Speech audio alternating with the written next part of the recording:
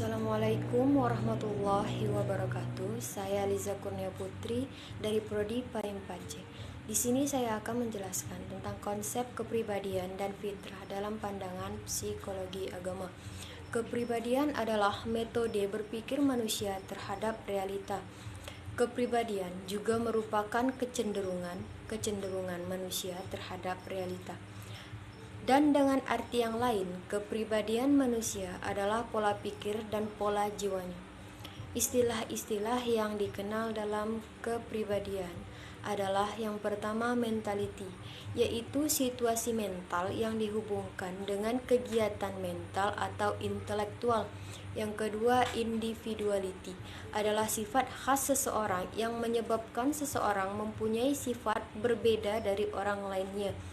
Yang ketiga, identity, yaitu sifat kedirian sebagai satu kesatuan dari sifat-sifat mempertahankan dirinya terhadap sesuatu dari luar, atau unity and persistency of personality. Witherington menyimpulkan bahwa kepribadian mempunyai ciri-ciri sebagai berikut. Yang pertama, manusia karena keturunannya mula sekali hanya merupakan individu dan kemudian barulah merupakan suatu pribadi karena pengaruh belajar dan lingkungan sosialnya. Yang kedua, kepribadian adalah istilah untuk menyebutkan tingkah laku seseorang secara terintegrasikan dan bukan hanya beberapa aspek saja dari keseluruhan itu. Yang ketiga, kata kepribadian menyatakan pengertian tertentu saja yang ada pada pikiran orang lain dan isi pikiran itu ditentukan oleh nilai perangsang sosial seseorang.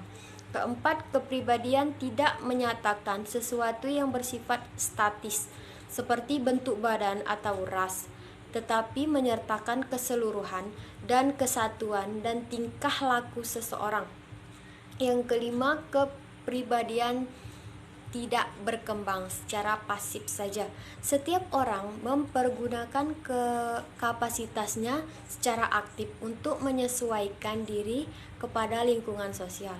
Secara garis besarnya, pembagian tipe kepribadian manusia ditinjau dari berbagai aspek, antara lain yang pertama, aspek biologis. Aspek biologis yang mempengaruhi tipe kepribadian seseorang ini didasarkan atas konstitusi tubuh dan bentuk tubuh yang dimiliki seseorang.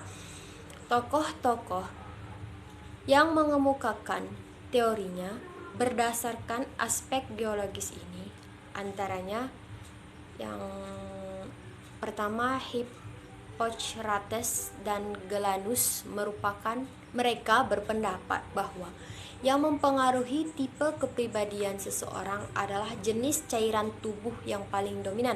Yang kedua, Kretschmer dalam pembagian tipe wataknya, Kretschmer mendasarkan pada bentuk tubuh seseorang. Yang ketiga, Sheldon membagi tipe kepribadian berdasarkan dominasi lapisan yang berbeda dalam tubuh seseorang.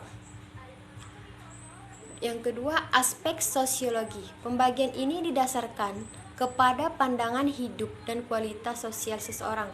Yang mengemukakan teorinya berdasarkan aspek sosiologi ini antara lain, yang pertama, Edward Spranger. Ia berpendapat bahwa kepribadian seseorang ditentukan oleh pandangan hidup mana yang dipilihnya. Yang kedua, Murray membagi tipe kepribadiannya menjadi 4 tipe, yaitu pertama tipe teoritis, yang kedua tipe humanis, yang ketiga tipe sensasionis, yang keempat tipe praktis. Hubungan kepribadian dan sikap keagamaan. Sigmund Freud merumuskan sistem kepribadian menjadi 3 sistem. Ketiga sistem itu dinamainya id, ego, dan superego. Dalam diri seseorang yang memiliki jiwa yang sehat, ketiga sistem itu bekerja dalam suatu susunan yang harmonis. Segala bentuk, tujuan, dan segala gerak-geriknya selalu memenuhi keperluan dan keinginan manusia yang pokok. Menurut Eysenck, Kepribadian tersusun atas tindakan-tindakan dan disposisi yang terorganisasi dalam susunan hierarki berdasarkan atas keumuman dan kepentingannya, diurut dari yang paling bawah ke yang paling tinggi, adalah yang pertama specific response, yaitu tindakan sesuatu respon yang menjadi pada suatu keadaan atau kejadian tertentu, jadi khusus sekali.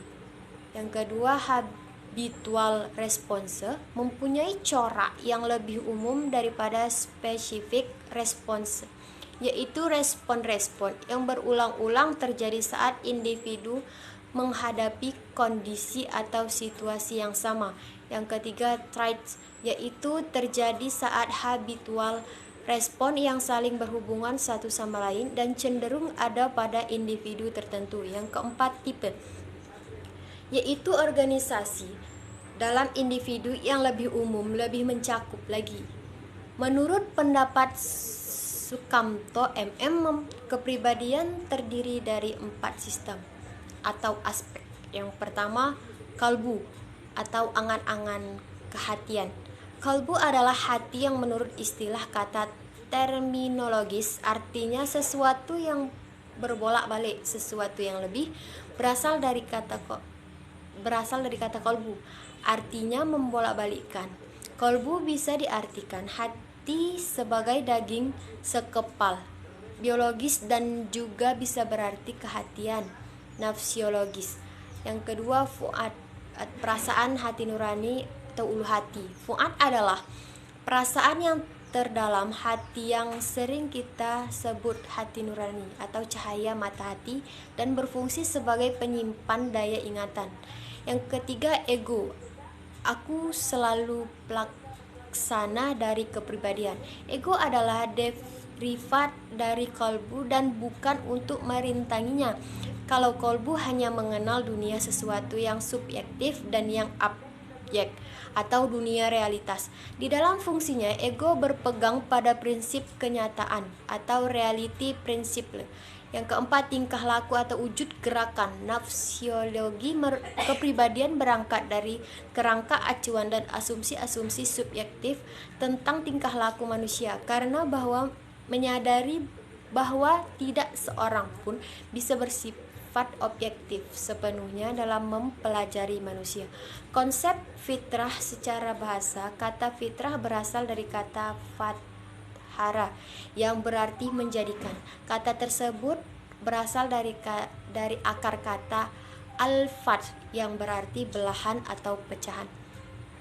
Fitrah yang mengandung arti yang mula-mula diciptakan Allah, keadaan yang mula-mula, yang asal atau yang awal. Dalam batasan ini, fitrah diartikan sebagai potensi jasmaniah dan akal yang diberikan Allah kepada manusia. Dengan potensi tersebut, manusia mampu melaksanakan amanat yang dibebankan oleh Allah kepadanya. Macam-macam fitrah. Yang pertama, potensi fisik atau psikomotorik merupakan potensi fisik. Yang kedua, potensi mental intelektual atau EQ. Yang ketiga, potensi mental spiritual quotient atau SP. Yang keempat, potensi sosial emosional. Menurut HM Arifin, komponen-komponen potensi tersebut adalah: yang pertama, kemampuan dasar untuk beragama Islam, yang kedua bakat, yang ketiga insting atau nurani, yang keempat nafsu, yang kelima hereditas atau sifat turun-temurun, yang keenam karakter. Konsep fitrah dalam psikologi agama.